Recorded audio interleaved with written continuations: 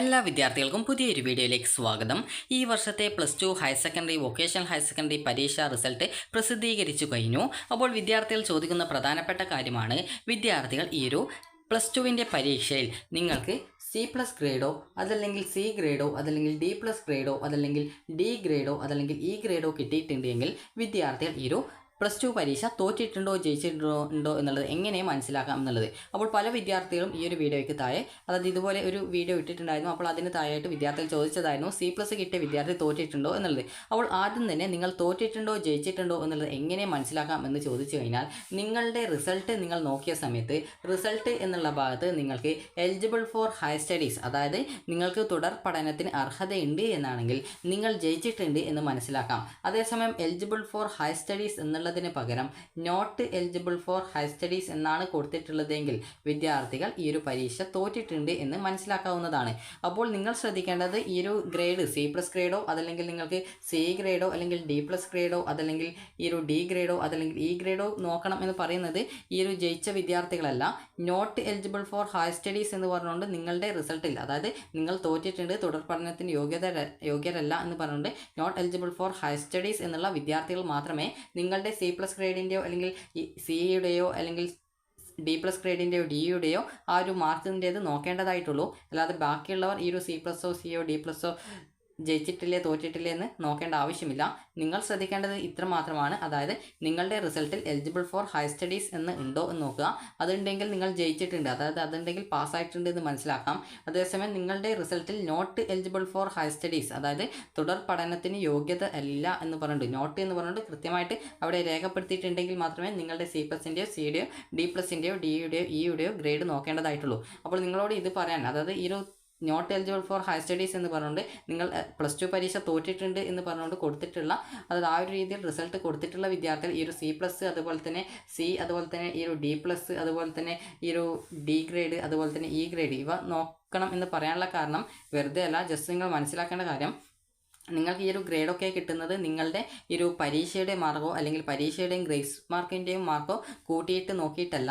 നിങ്ങൾക്കുള്ള CE mark, അതുപോലെ തന്നെ ഈ ഒരു പ്രാക്ടിക്കലിൻ്റെ മാർക്ക്, അതായത് ഈ ഒരു PE മാർക്ക്, അതുപോലെ തന്നെ ഇതിനോടൊപ്പം TE മാർക്ക്, അതുപോലെ തന്നെ നിങ്ങളുടെ ഗ്രേസ് മാർക്ക് എന്നിങ്ങനെ നിങ്ങൾക്ക് എന്തൊക്കെ മാർക്കുകളുണ്ടോ ആ ഒരു എല്ലാവിധ മാർക്കുകളും കൂട്ടിയിട്ടാണ് നിങ്ങൾക്ക് ഈ ഒരു ഗ്രേഡ് തരുന്നത്. അപ്പോൾ അതുകൊണ്ട് തന്നെ ആണ് വിദ്യാർത്ഥികളോട് നിങ്ങൾ not eligible for higher studies എന്നാണെങ്കിൽ മാത്രം C+ഓ സിയോ D+ഓ ഡിയോ ഇയോ കിട്ടിയ സബ്ജക്റ്റുകളുടെ TE മാർക്ക് കൂടി കൃത്യമായിട്ട് പരിശോധിക്കണം എന്ന് പറയുന്നത്. കാരണം ചില സമയത്ത് നിങ്ങൾക്ക് ഈ ഒരു C+ ഒക്കെ കിട്ടുന്ന സമയത്ത് നിങ്ങൾക്ക് ഈ ഒരു TE മാർക്ക്, അതായത് മിനിമം സ്കോർ നിങ്ങൾക്ക് നേടാൻ പറ്റണം എന്നില്ല, അതായത് നേടിയിട്ടുണ്ടാകണം എന്നില്ല. അപ്പോൾ അതുകൊണ്ട് തന്നെ അതായത് നിങ്ങൾക്ക് ചില സമയത്ത് ഈ ഒരു CE മാർക്കും PE മാർക്കും അതായത് പ്രാക്ടിക്കലിൻ്റെ മാർക്കും അതുപോലെ ഗ്രേസ് മാർക്കൊക്കെ നോക്കുന്ന സമയത്ത് നിങ്ങൾ ജയിച്ചിട്ടുണ്ടാകും, എന്നാൽ നിങ്ങൾക്ക് മതിയായ TE മാർക്ക് ലഭിക്കാതെ ഉണ്ടാകും. അപ്പോൾ നിങ്ങൾ ശ്രദ്ധിക്കേണ്ട കാര്യം എന്ന് പറയുന്നത്, നിങ്ങളുടെ റിസൾട്ടിൽ നിങ്ങൾ ഫെയിൽഡ് ആണോ, അതായത് not eligible for higher studies ആണ് എങ്കിൽ മാത്രമാണ് നിങ്ങൾ ഓരോ സബ്ജക്റ്റിൻ്റെയും ഈ ഒരു മാർക്ക് നോക്കേണ്ടത്.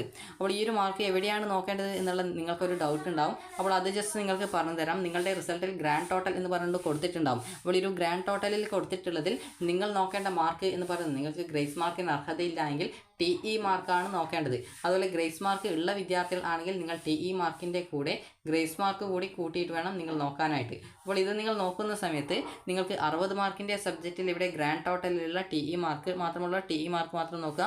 ഗ്രേസ് മാർക്ക് കൂടിയുള്ളവർ TE മാർക്കും ഗ്രേസ് മാർക്കും നോക്കുക.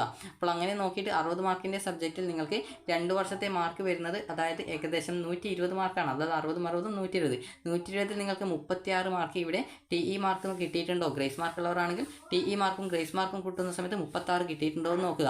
അതുപോലെ 80 മാർക്കിൻ്റെ സബ്ജക്റ്റ് ആണെങ്കിൽ അതിൽ 160 മാർക്കാണ് 2 വർഷം കൂടി വരുന്നത്. അപ്പോൾ അതിൽ 48 മാർക്ക് കിട്ടിയിട്ടുണ്ടോ, അതായത് TE മാർക്കിനത്തിൽ നിങ്ങൾക്ക് 48 മാർക്ക് കിട്ടിയിട്ടുണ്ടോ. അതുപോലെ ഗ്രേസ് മാർക്കുള്ള വിദ്യാർത്ഥികളാണെങ്കിൽ ഈ ഒരു TE മാർക്കും GM മാർക്കും കൂട്ടിയിട്ട് 48 കിട്ടിയിട്ടുണ്ടോ എന്ന് കൃത്യമായിട്ട് നോക്കുക. അപ്പോൾ ഈ ഒരു 36 48 നിങ്ങൾക്ക് കിട്ടിയിട്ടില്ലെങ്കിലുള്ള പ്രധാനപ്പെട്ട പ്രോബ്ലം എന്ന് പറയുന്നത്, നിങ്ങൾ കോമൺ ആയിട്ട് നോക്കുക. ഒന്നുകിൽ നിങ്ങൾ ഏതെങ്കിലും സബ്ജക്റ്റിന് D കിട്ടിയിട്ടുണ്ടോ E കിട്ടിയിട്ടുണ്ടോ. ഈ ഒരു DO EO കിട്ടിയിട്ടുണ്ടെങ്കിൽ നിങ്ങൾ തോറ്റു എന്നാണ് സാധാരണഗതിയിൽ നിങ്ങൾ വിചാരിക്കുക. അപ്പോൾ DO EO കിട്ടിയിട്ടുണ്ടെങ്കിൽ മാത്രമല്ല തോക്കുക, നിങ്ങൾക്ക് മിനിമം മാർക്ക് കിട്ടിയിട്ടില്ലെങ്കിൽ, അതായത് മിനിമം മാർക്ക് എന്ന് പറയുമ്പോൾ 36 48, അതായത് 60 മാർക്കിൻ്റെ സബ്ജക്റ്റിൽ 36, 80 മാർക്കിൻ്റെ സബ്ജക്റ്റിൽ ഈ ഒരു 48 മാർക്കോ TE മാർക്ക് മാത്രം നോക്കിയിട്ടോ അതല്ലെങ്കിൽ TE മാർക്കിനോടൊപ്പം ഗ്രേസ് മാർക്ക് ഉൾപ്പെടെ നോക്കിയിട്ടോ 36 48 കിട്ടിയിട്ടില്ലെങ്കിൽ നിങ്ങൾക്ക് ചില സമയത്ത് ഗ്രേഡ് C+ഓ സിയോ അല്ലെങ്കിൽ D+ഓ ഒക്കെ ഉണ്ടാവും. എന്നാൽ നിങ്ങൾക്ക് TE മാർക്ക് അതിനോടൊപ്പം അല്ലെങ്കിൽ TE മാർക്കിനോടൊപ്പം ഗ്രേസ് മാർക്ക് ഉൾപ്പെടെ നോക്കുന്ന സമയത്ത് ഈ ഒരു 36 48 കിട്ടിയിട്ടില്ലെങ്കിൽ വിദ്യാർത്ഥികൾ ആ ഒരു സബ്ജക്റ്റ് തോറ്റതായിട്ടാണ് കണക്കാക്കുക.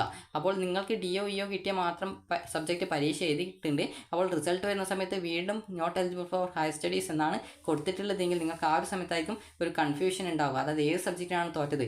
എല്ലാ സബ്ജക്റ്റിനും എനിക്കിപ്പോൾ C+ ഉണ്ട്, C ഉണ്ട്, അതുപോലെ തന്നെ D+ ഉണ്ട്. അപ്പോൾ ഏത് സബ്ജക്റ്റിനാണോ തോറ്റത് എന്ന് നോക്കുന്ന സമയത്ത് കൃത്യമായിട്ട് നിങ്ങൾക്ക് ആ ഒരു സമയത്ത് മനസ്സിലാവില്ല. അപ്പോൾ നിങ്ങൾ ശ്രദ്ധിക്കേണ്ട കാര്യം, നിങ്ങൾക്ക് ഏതെങ്കിലും സബ്ജക്റ്റിന് TE മാർക്കിനത്തിൽ നോക്കുന്ന സമയത്തോ അതല്ലെങ്കിൽ ഗ്രേസ് മാർക്കിന് അർഹതയുള്ള വിദ്യാർത്ഥികൾ TE മാർക്കും അതുപോലെ തന്നെ ഗ്രേസ് മാർക്കും കൂട്ടിയിട്ട് നിങ്ങൾക്ക് 60 മാർക്കിൻ്റെ സബ്ജക്റ്റിൽ നിങ്ങൾക്ക് ഈ ഒരു 36 കിട്ടിയിട്ടുണ്ടോ, 80 മാർക്കിൻ്റെ സബ്ജക്റ്റിൽ 48 മാർക്ക് കിട്ടിയിട്ടുണ്ടോ നോക്കുക. ഇത് കിട്ടാതെ ഏതെങ്കിലും സബ്ജക്റ്റുകൾ ഉണ്ടെങ്കിൽ വിദ്യാർത്ഥികൾ +2ൻ്റെ സേ ഓർ ഇംപ്രൂവ്മെൻറ്റ് പരീക്ഷയ്ക്ക് രജിസ്ട്രേഷൻ ചെയ്ത് പരീക്ഷ ജയിക്കാനായിട്ട് ശ്രദ്ധിക്കാം. പരീക്ഷയുടെ രജിസ്ട്രേഷൻ നാളെ മുതൽ ആരംഭിക്കും. നാളെ മുതൽ മെയ് 21-ാം തീയതി വരെ ഈ ഒരു അപേക്ഷ സമർപ്പിക്കാവുന്നതാണ്.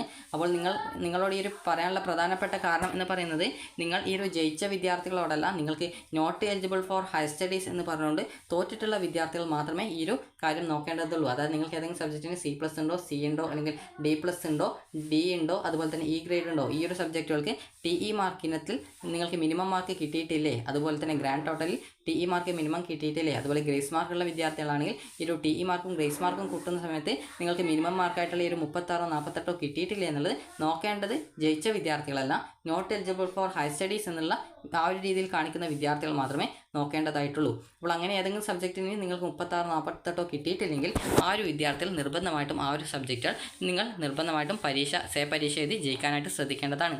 അപ്പോൾ വിദ്യാർത്ഥികൾക്ക് ഈ ഒരു കാര്യം മനസ്സിലായിട്ടുണ്ടാകും. അതായത് C+, C, D+, D, E കിട്ടിയ വിദ്യാർത്ഥികൾ ഈ ഒരു മാർക്ക് നോക്കേണ്ടത് ആ C+ൻ്റെയും Cയുടെയും D+ൻ്റെയും മാർക്ക് കൂടി TE കിട്ടിയിട്ടുണ്ടോ നോക്കേണ്ടത് ജയിക്കാത്ത വിദ്യാർത്ഥികൾ മാത്രമാണ്. ജയിച്ച വിദ്യാർത്ഥികൾ പ്രത്യേകിച്ച് അത് നോക്കേണ്ട ആവശ്യമില്ല. അപ്പോൾ വിദ്യാർത്ഥികൾക്ക് ഈ ഒരു വീഡിയോ ഉപകാരപ്രദമായിട്ടുണ്ടെങ്കിൽ ലൈക്ക് ചെയ്യുക, ഷെയർ ചെയ്യുക. Thank you for watching.